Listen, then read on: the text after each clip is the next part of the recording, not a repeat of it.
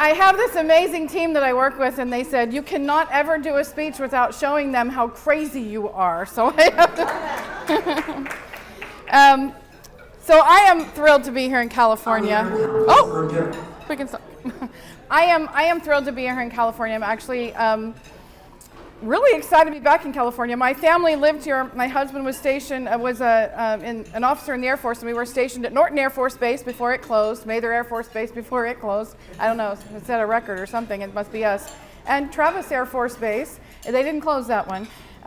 But we spent a lot of time in California, and I'm going to be really honest, I couldn't figure out how to get out of the state.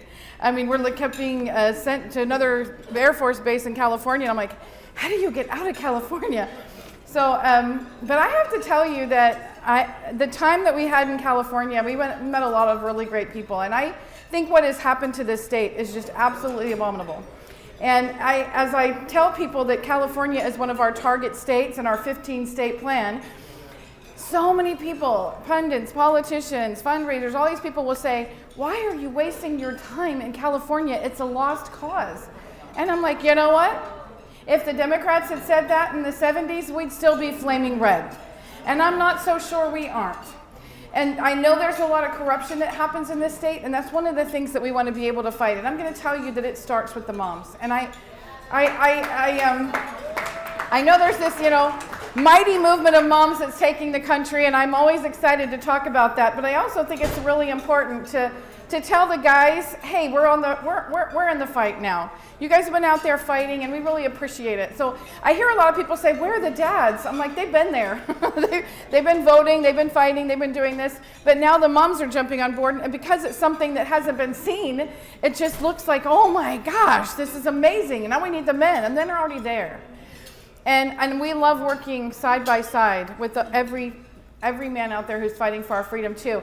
And I do think it's very important that I let you know that we are the national organization of women that love men.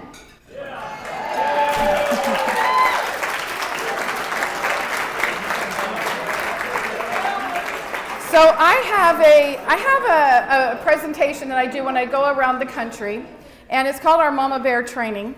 And I'm going to get that clicker over there so somebody can get that for me. I'm just going to kind of give you some of the information that we give to these moms when we go around the country. But one of the things, before I jump into that, one of the things that people ask me all the time is, how did you get involved in this? When did you do this? Well, I founded the organization in 2004 in Dayton, Ohio, in a living room with 26 women. And all 26 of those women were our first members. And is Julie Webb in here? Julie Webb said she was going to come here to... Julie! Oh my gosh! I'm sorry, I just have to tell you that we were in Hawaii for 3 years, and Julie lived in the Air Force Base right across the way from me. She was one of the moms at the very first cottage meeting that we had, and ever, and we've stayed friends. When she was like, she texted me a couple weeks ago, and she's like, oh my gosh, you're gonna be in California, I gotta come see you. I'm like, I gotta see you. I'm so excited to see you.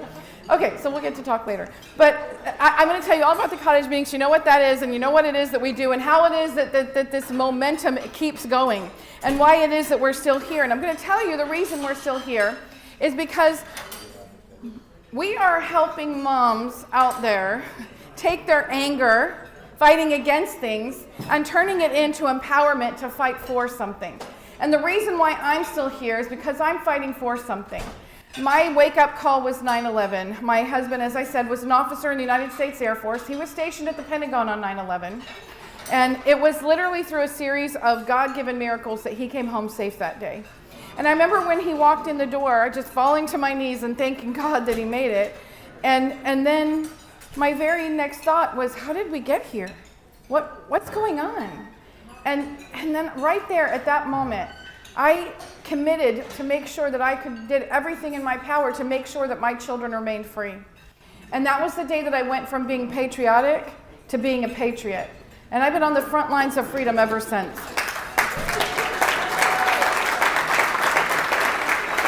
So I can tell you, I know exactly where the moms are, because 25 years ago, I was that mom. And it was 9/11 that woke me up, but there were a couple of other things that happened. One of my sons developed a physical condition that kept him from going to public school.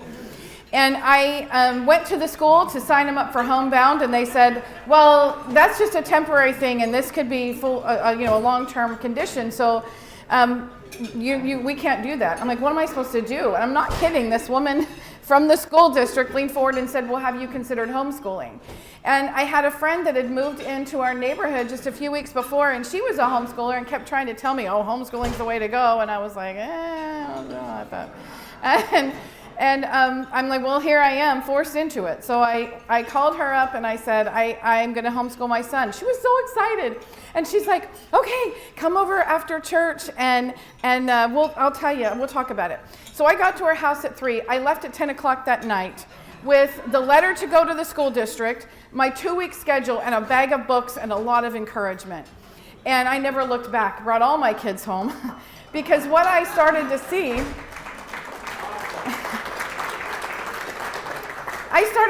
that all of the things that I should have learned in school, I wasn't learning. And the stories that I was telling them, and I was on fire. The stuff that I was learning, I could not get enough of America's history and heritage. And then I was invited to a town hall meeting, number 3 thing that led me to founding this organization. So I'm at this town hall meeting, and the guy who's talking, he's talking about taxes, and he asks, about representation. And he said, well, how many congressmen do you have? And I said, well, I don't know how many congressmen we have, but I know how many senators we have. And everybody in the room laughed, and I'm just like, ha, ha, ha. And I go home, and I told my husband what happened, and I'm like, I don't get it. And he goes, honey, every state has 2 senators. And I'm like, what? Why don't I know this? Shouldn't I have learned this in school? So what's the next thing I do? I get out the Constitution and I take Constitution classes. And I just could not get enough. And those 3 years between 2001 and 2004 was like my awakening. Exactly. And then in 2004, I saw all these women as I was going to their doors and knocking and talking about, the election, and they kept saying, you know what? Don't bother, we're not going to vote in this election. And I was like, why? And they said, because we feel this election is so important. We don't know why, but it just feels like there's like this impending doom, and if we don't make the right choice. And I was like, well, let me help you make the right choice. But I was feeling it too.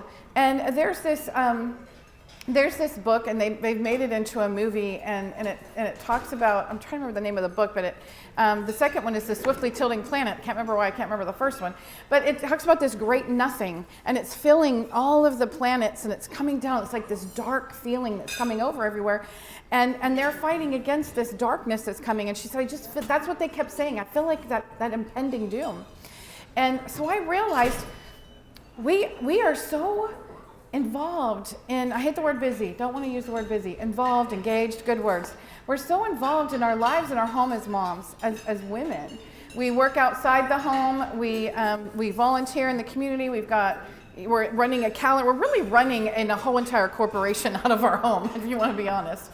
And it's a lot of work. And so what we've done is we've just kind of, focused on that and let our, husbands, the men in our lives go, yeah, you go take care of that outside stuff. I got this. And it's pretty intense. And so I realized that what we needed was something to support moms. So in 2004, I got this crazy impression that consumed me like for 2 to 3 weeks, that I needed to start a national organization. And I'm like, I don't know anything about a national organization. And I realized that this was coming from God, because I wouldn't be making this thing up. And I remember my mom coming over one day, and I told her, I feel like this strong impression like I'm supposed to start a national organization. And I don't know what to call it. And she's like, well, we'll call it what you know. And I said, what do I know? I'm just a mom and a homemaker. And she's like, well, why don't you call it that? I'm like, no one's going to take that seriously. But after a couple of weeks, I realized it kept weighing on me. That's what it needs to be. We need empowerment for moms. And so I kept asking the Lord, why me? There are so many people who know so much more and can do a much better job. And I'm just a mom. And he said, yes, but they'll do it their way. And I want it done my way. And he knew I'd have to do it his way because I didn't know what the heck I was doing, and I'd be on my knees constantly asking him what to do. So, but I will tell you that God qualifies who he calls. And he put me in all the right situations to have the right experiences, to meet the right people, to have everything in place that we needed so that when the moms woke up in 2020 and said, oh my gosh, that Kimberly chick that we thought was a helicopter parent with a tinfoil hat, she was like right. And suddenly we had a national movement of moms who instead of going, yeah, not in my school, that's not happening there, they were coming to me in tears going, what the heck do we do to save our kids? Yes. So that is where this story kind of leads me. So I'm going to hope that I do this right. Oh, yes. Thank you. Okay, so I have a quick video because everybody always asks me, what does Moms for America do? And I have some pictures of some things that we've done. We have moms that meet all over the place, but I just had this short little video that I wanted to show you so you have an idea of what it is we actually do. And then I'll run into the presentation. Attack.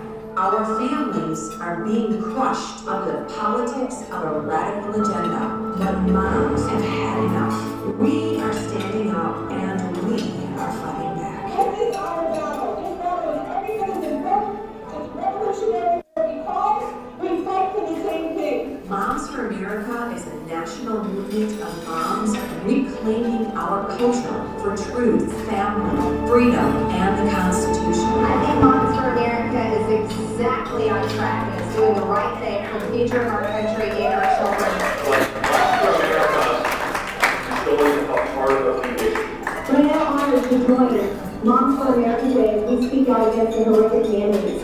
With a national network of over 500,000 mothers, Moms for America is one of the fastest growing movements of women in the country. The most dangerous place in all of nature is between a mama bear and her baby cub.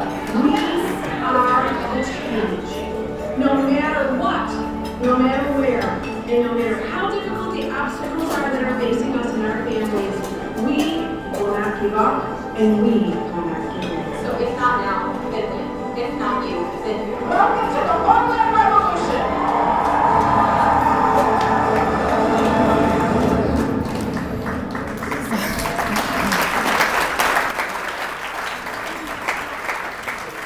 So one of the things that we do, we have a threefold mission. We are a national movement of moms reclaiming our culture for truth, family, freedom, and the Constitution. And our threefold mission is to empower moms, promote liberty, and raise patriots. And one of the things that we do that just keeps moms coming to us is we validate what they already feel in their heart to be true. That what they're doing is the most important work they will ever do and the greatest act of patriotism they can ever perform for their country. And that is raising the next generation of citizens who will be everything. Everything that we are looking at that is wrong, we have the ability to turn it around in one generation. And I know this because they've taken our country in one generation. And if we just start with these young hearts and minds, yes, hold the line, and we do that every day, but also move the needle forward. Yes. Raise a whole new generation of kids who know the cost of freedom, are willing to pay the price, and will stand up and hold that banner of liberty and continue to restore the republic.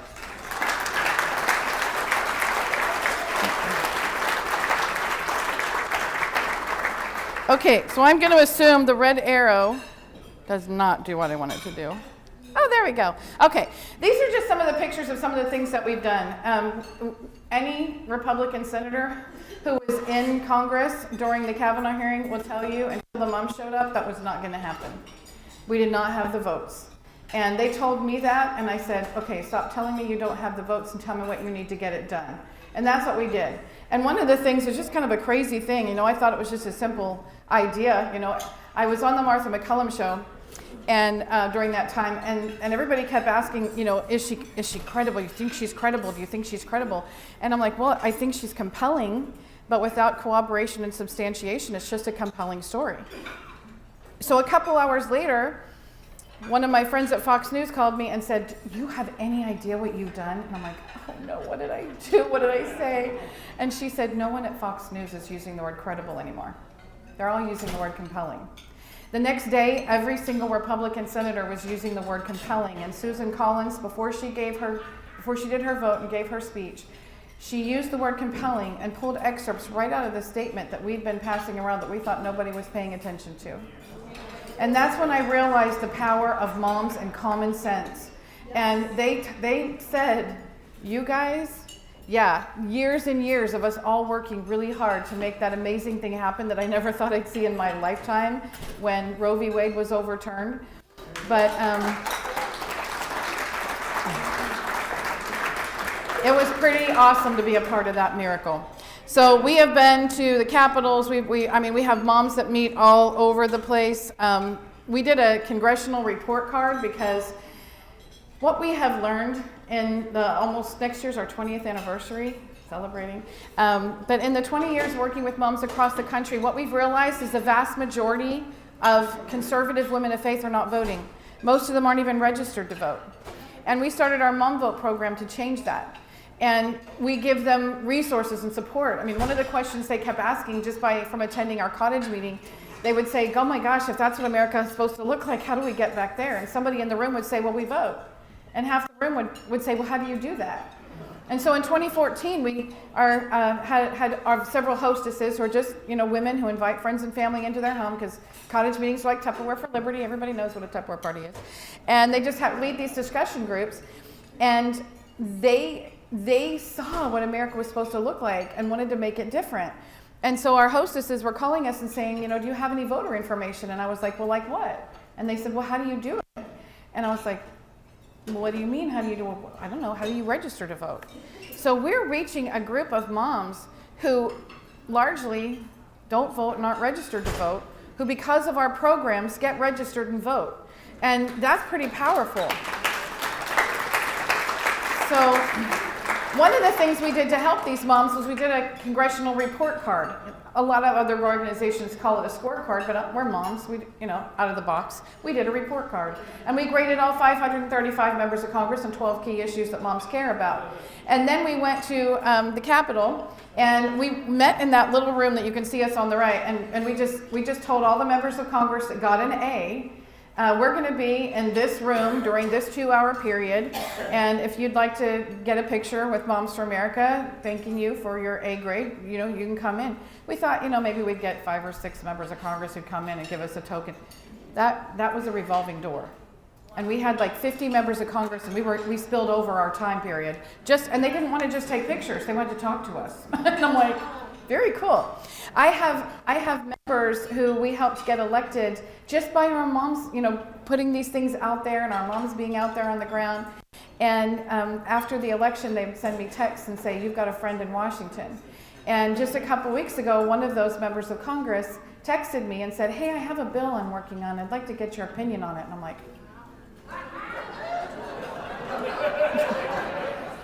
okay. So we've done some, pretty cool, awesome things. I don't, like half the time it works and half the time it doesn't. Okay, here we go. Just some of the things that we've done. Oh, I should do that one back. So that one's pretty cool. We went to, when they called us domestic terrorists, we went to the national headquarters for National School Board Association, and we protested. We did a press conference. And we had about 25 moms who came from all over the country and spoke at that press conference. It went viral. This mama right there, she picked up the book that her own child has in school, and she said, let me just read you 2 passages in this book. And everybody was like, what the heck? And she's like, don't tell me I'm oppressed. Don't tell my kid I'm oppressed. Oh no, got it past that one. Okay. All right. So this is a part of the presentation that we give to the moms when we go out, and it's called our Mama Bear presentation, Mama Bear training. It's an hour and a half. We can take it anywhere on the road. And this is what we tell them in the first 15 minutes, and it's what you also need to know. Because we cannot win a fight if we do not know who the enemy is. And I will tell you that this is not a war for outcome. This is a war for casualties, and spoiler alert, God wins in the end. So our job is to limit the amount of casualties. And what we're doing is creating pockets of liberty across the country and uniting mothers in these communities, women in their community. And we have women who come to us who say, I'm not even conservative and these are my people, because we're all hungering for common sense. Another thing that happened is we were instrumental in helping Governor Youngkin and Winsome Sears get elected. And we have a friend who lives in, one of our team members lives in Northern Virginia.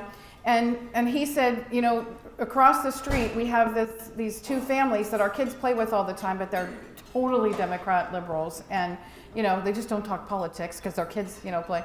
And he said, you know, they not only supported Obama and Hillary Clinton, but they held fundraisers for them in their home. And he said it was the craziest thing during that election. They had Youngkin signs in their front yard, because you don't tell any mama they ain't your kids. Okay, so we're going to run through this first part of this presentation so that you know what we're facing, and then I'm going to tell you how it is that Moms for America counters it. I'm also going to tell you how the left wins, and I'm going to, it's being video recorded, which is fine, but I don't want the left to know what we're doing. So I'm giving you top secret information, but you need to know it, because if we're going to win, you need to know how the other side wins and why we keep losing. All right, so we're going to start with the children. Neil Postman said, children are the living messages we send to a time we will not see. The biggest despots, the most infamous despots of our time, knew that if you want to win a country, steal a country and win a culture, you do it through the children. So this is going to be eye-opening for you. Hitler. Education, this is exactly what happened during the time of Hitler. Education came under heavy control in Nazi Germany. Adolf Hitler believed the youth of Germany could be totally indoctrinated to support the Volk, which was a nation made up of the most superior of human races. This mass brainwashing was to be achieved in two ways: the transformation of the school curriculum and the creation of bodies like Hitler Youth. And I don't know if you know this, but the Hitler Youth, they met on Sundays when church meets. They did all the academics and things during the week, and then they did the fun activities on Sundays. It was on purpose. The Reich Ministry of Education, Culture, and Science took control of the education system in 1934, and while it didn't change the structure it inherited, it did major surgery on the staff. Jews were sacked en masse, and by 1938, Jewish children were barred from schools. Teachers with rival political views were sidelined, and women were encouraged to start producing children rather than teach them. Of those who remained, anyone who didn't seem dedicated enough to the Nazi cause was retrained in Nazi ideas. This process was aided by the creation of the National Socialist Teachers League, which affiliation basically was required in order to retain a job, as evidenced by a 97% membership rate in 1937. Then grades suffered. Once the teaching staff was organized, so was what they taught. There were two main thrusts of the new teaching: to prepare the population to better fight and breed. Physical education was given much more time in schools. To better prepare children to support the state, Nazi ideology was given to them in the form of an exaggerated German history and literature, outright lies in science, and German language and culture to form the Volk.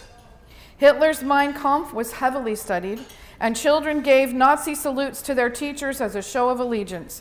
By 1939, membership was compulsory for all children of the right age. The Hitler Youth was one of the most evocative Nazi organizations, visibly and effectively representing a regime that wanted to make the whole German society into a brutal, cold, quasi-medieval new world, and it was willing to start by brainwashing children. Let's take another one. So there's a story that says, the saying goes that one day the children went into school and they saw the cross, and the next day they walked in and they saw the swastika. I don't know if that literally happened, but it sure happened societally and culturally. And the story changed. There's a guy, his name's there, I can't remember his name, von Camp. Anyway, he was a Hitler Youth, and I highly recommend this book. He talks about how the Hitler Youth were trained. And after a decade of this training, these kids became part of the army. They became part of the Gestapo. They were so ingrained in this Nazi idea because they taught it in the schools. Changing the story. So there is a really, really great quote that is so doggone true by Harold Goddard. The destiny of the world is determined less by the battles that are lost and won than by the stories it loves and believes in. The stories we tell, says Michael Margos, is literally make the world. If you want to change the world, you need to change the story. This is exactly what's happening. Our kids think that socialism is this great utopian thing, and that it's what you do to be kind and loving, and they think it's freedom. They really believe this because they're in the schools being taught this. There's another quote, I can't remember the guy who says it, but he said, if you send your children to Caesar schools, don't be surprised when they come home Romans. And that's what's happening. We're sending our children to government schools, and they're coming home government zombies. And we don't understand. I have moms who will call me and say, I don't even know how to talk to my child. They talk in talking points.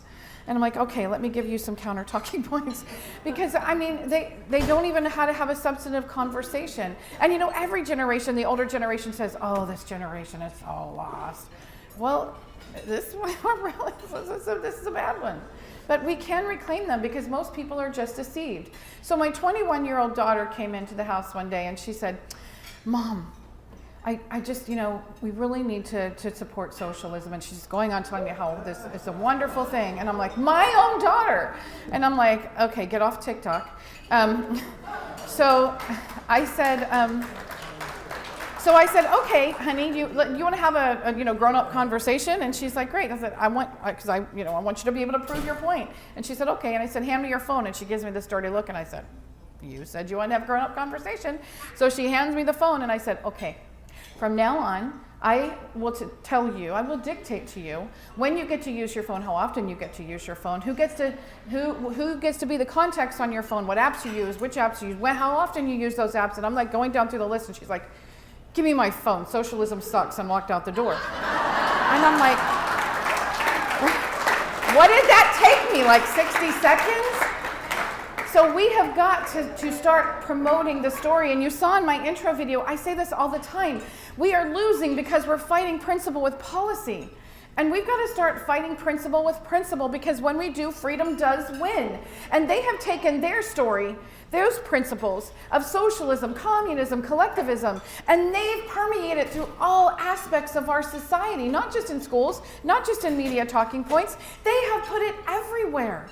Our kids get this every day from every avenue. So we've got to start infusing that love of America, that restoration of patriotism that helps them understand that America is worth fighting for because freedom is worth fighting for. Here's another book I would highly recommend. None Dare Call It Conspiracy. This was a guy who was hearing constantly about how the communists are coming in the 70s. This was early 70s.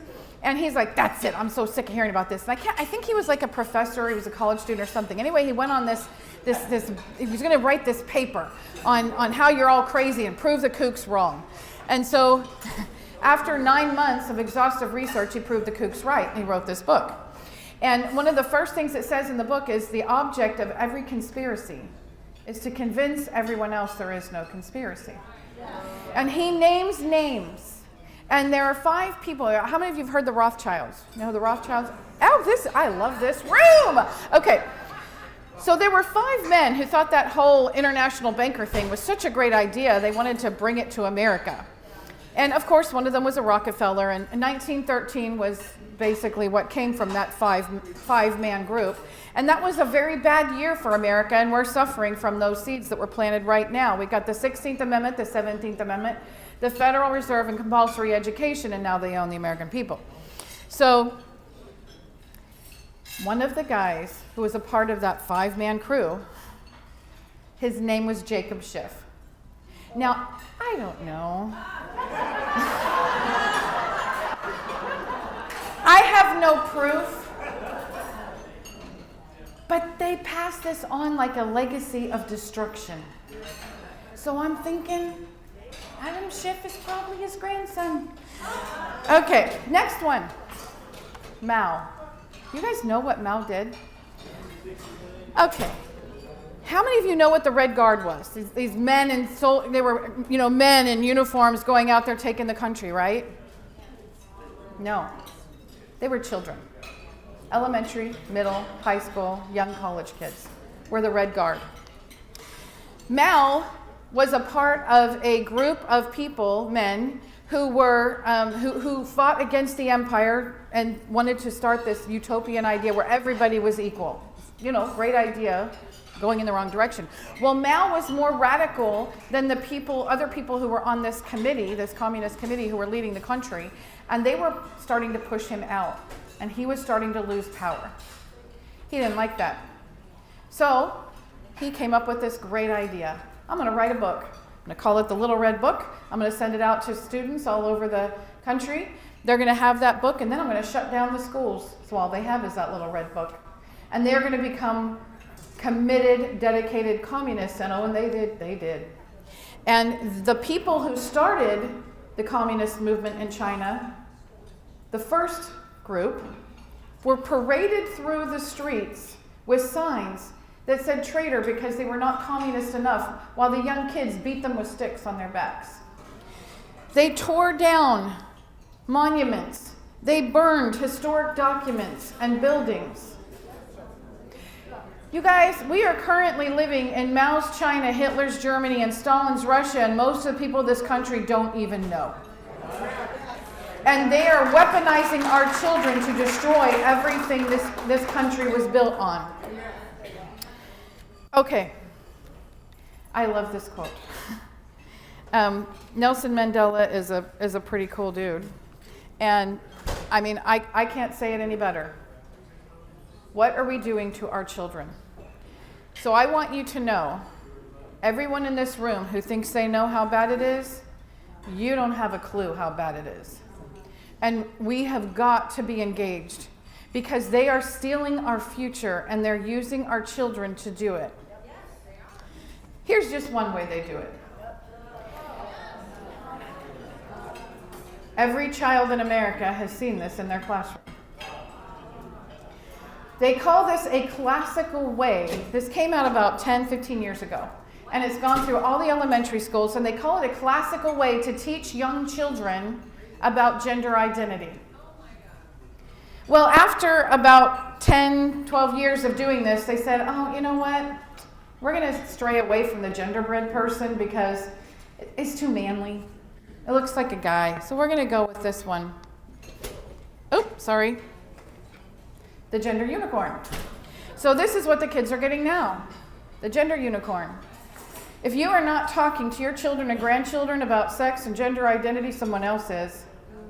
There's a great quote that says, mothers write on the hearts of their children things the world can never erase. We've got to start writing heavily on the hearts of our children, and we have to have tough conversations before the world gets to them first. Because there is nothing going on outside the home that can't be countered, healed, or curtailed inside the home. And that is where we're going to save America.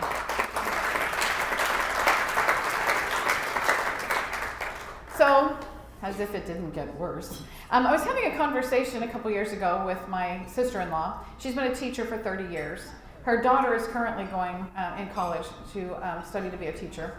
And about 15 years ago, she switched from classroom to library services. So somehow we got on the conversation when we were talking at family dinner about the genderbread person. I don't remember what started it, but I said, well, have you heard about the genderbread person? And my sister-in-law was like, no. My niece said, oh, yeah. And then she goes back to her room and comes back with a notebook.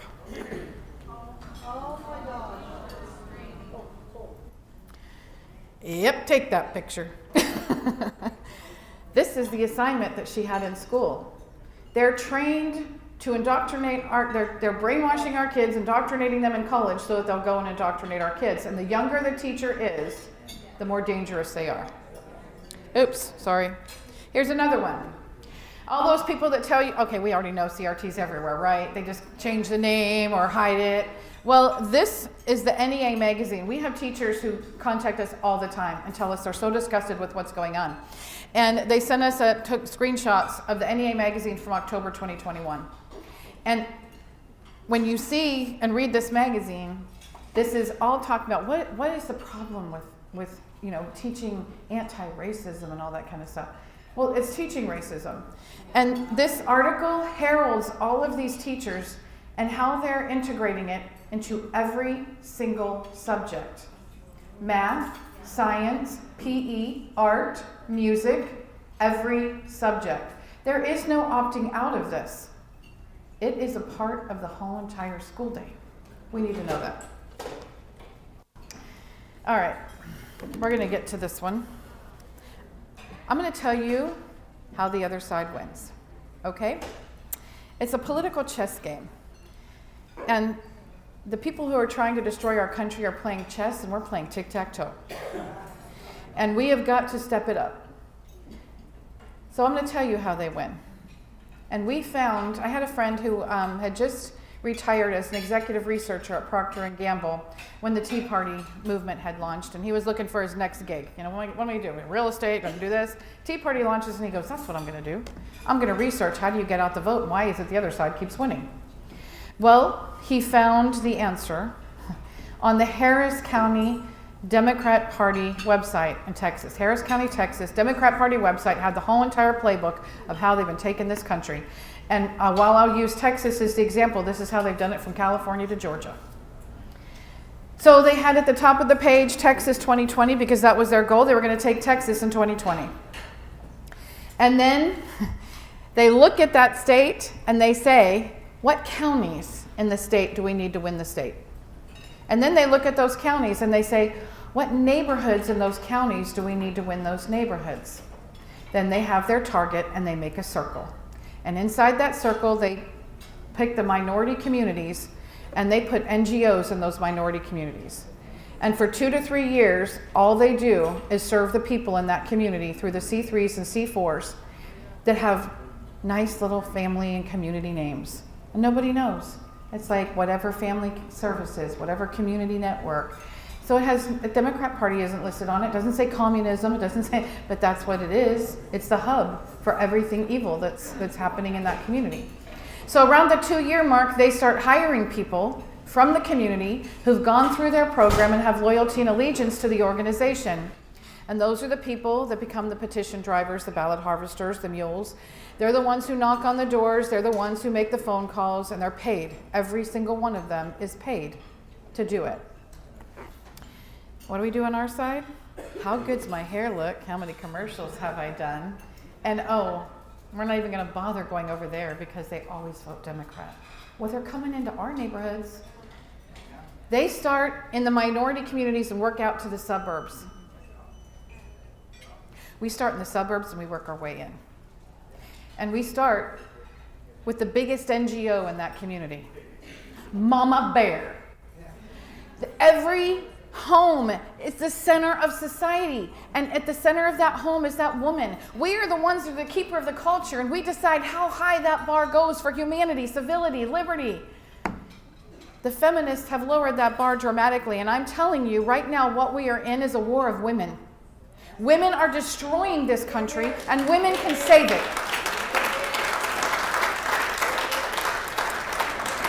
So I'm going to tell you how we're using those powerful NGOs in the communities to take our country back and heal our land.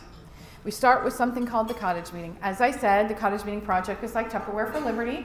And what we do is we promote the principles of liberty through inspiring stories, examples moms can relate to, personal experiences that resonate with them, and they don't even realize they're learning the Constitution. And if all they do is meet once a month, by the end of a year, they have more knowledge and understanding of the principles of liberty and the Constitution than the majority of judges, elected officials, and attorneys in this country. And we have mountains of anecdotal evidence to prove it. So I called into a radio station a few years back, and the host was talking about how we needed mandated sentences for something, and my head's exploding. I'm like, you do not understand the justice system. And so I called into the radio show, and anybody who's familiar with, how the radio works, if you are on as a guest, a segment is 8 minutes. And sometimes they ask you to lay over, but it's just 8 minutes. And a caller gets 30, 60 seconds. I was on the phone for 2.5 minutes with this radio host on a 50,000 watt radio station in the Midwest. And towards the end of the conversation, he said, well, madam, what branch of law do you practice? And I said, I'm not a lawyer, I'm a mom. And he's like, well, how do you know this? And I had the last 60 seconds to talk about the cottage meeting project. Now every single mom in the country should be getting involved. So I had a call a couple months ago from one of our moms in Florida, and she said, oh my gosh, Kimberly, I just want you to know I love what I'm learning in the cottage meeting.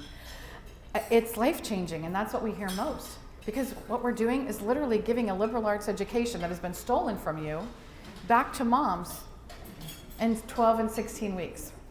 And so she said, I was talking to my state representative the other day about a constitutional principle, and he asked if I could slow down so he could take notes. And I'm like, okay. So from the cottage meetings, all these other things started to happen. Mom Vote was what we came up with because of 2014. They were like, how do we vote? So now we have Mom Vote. We started a C4 so we could endorse candidates, and everything has come out of this. And then we started these mom groups because all these, I mean, we had, moms who were meeting in cottage meetings all over, but they wanted to be involved in their community and being actively engaged and going to the school boards. And so we said, okay, well, let's start moms groups. So now we do not do affiliates. They are autonomous groups because we learned in the Tea Party that does not work when you try to become the other side and dictate to everybody what they're going to do. And nobody knows better than the people who live in their own community what you need in your community and who the people are in the community you can connect with. And so we have autonomous groups that are either Moms for America groups because they wear our brand, or they're affiliates that have their own name. They're just a group that have connected, and if you share our values and our principles, which we all should unite behind, then we welcome them in and we promote them. So we have hundreds of these groups across the country. We have thousands of cottage meetings. We have online cottage meetings now, so you can do it online, and that's just causing us to grow massively to the point where we now have over 500,000 moms in our national network.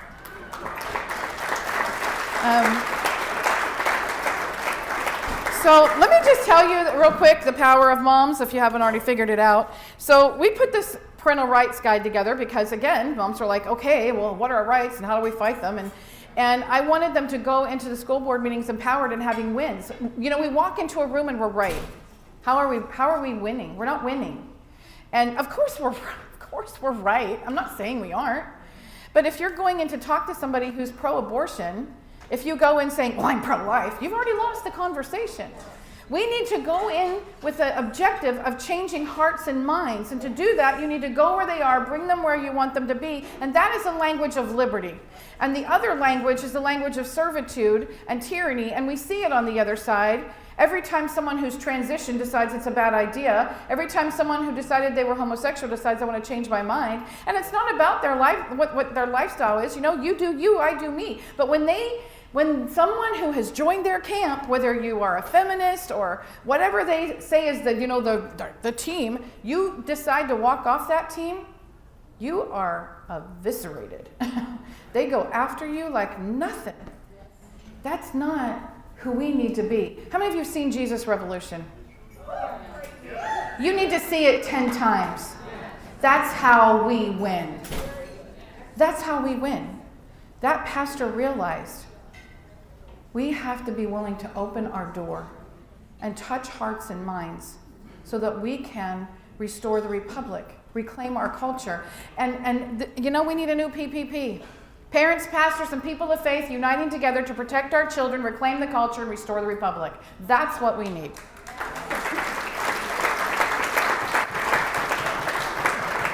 So we did this parental rights guide. It was like a huge download off our website. And then we did a critical race theory guide. What the heck is it? How do I recognize it? How do I fight against it? Well, a group of moms in Puerto Rico got a hold of our guide online because it's available online. And just download it free. And so they sent us an email and they said, hey, we found your critical race theory guide and we translated it in Spanish. Is that okay?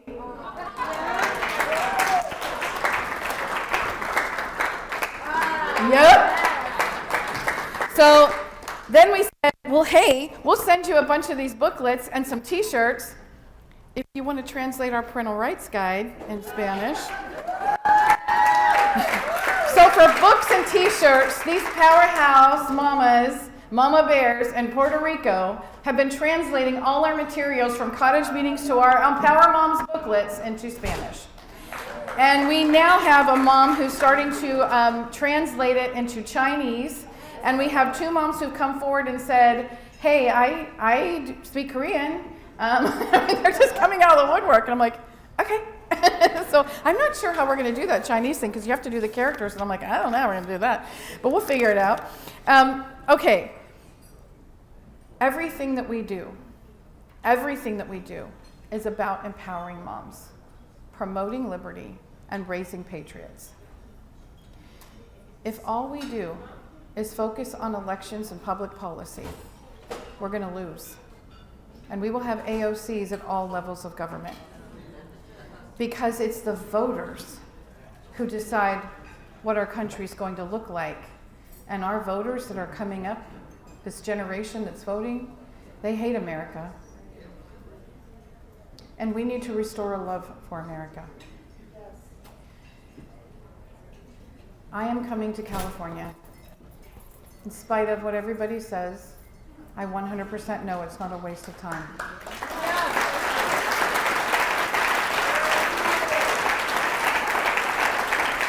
We already have members here across the state, but we are starting to organize a team that will help to build the momentum across the state, empower these moms locally where they are here in California. And the brand is Moms for California. And I want to introduce you real quick to Barbie George.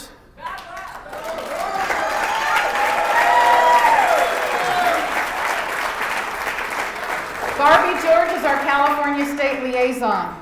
And we are building out a state team with a director and grassroots liaisons who will be able to go across the state and build these moms. Don't freak out. We're starting in Orange County, and the reason why is because that's where the investors are that want us to do this. But California is loopy. Can I just tell you that? I've been to a lot of states. This is a really loopy state. I mean, you've got school districts that are like 1 elementary school. You've got a school district that's 2 high schools. I'm like, what? What? Okay, it's like the marijuana thing, right? I don't know. Anyway, so we are creating a model in Orange County because it is literally a cross section of this state.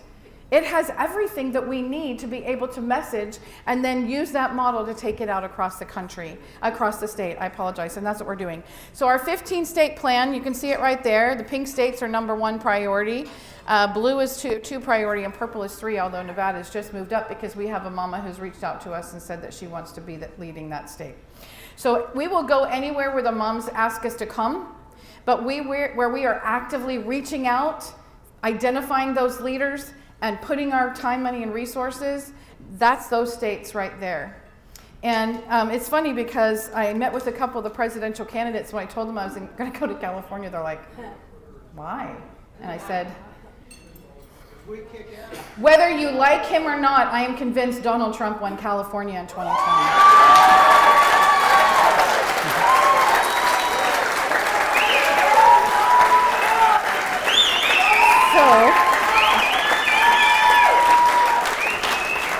So I will leave you with this. When Matthew Vassar started Vassar Women's College, he said he did so because he realized the mothers of a country mold its citizens, determine its institutions, and shape its destiny. And Alex de Tocqueville, when he came to America to find out what made America so unique, he realized one of the major ingredients was the strength of her women. And he said, righteous women in their circle of influence, beginning in the home, can turn the world around. Well, I want you to know that Moms for America is on a destiny, culture-shaping mission, and we're ready to turn the world around, and we'd love to do it with you right here in California. God bless you.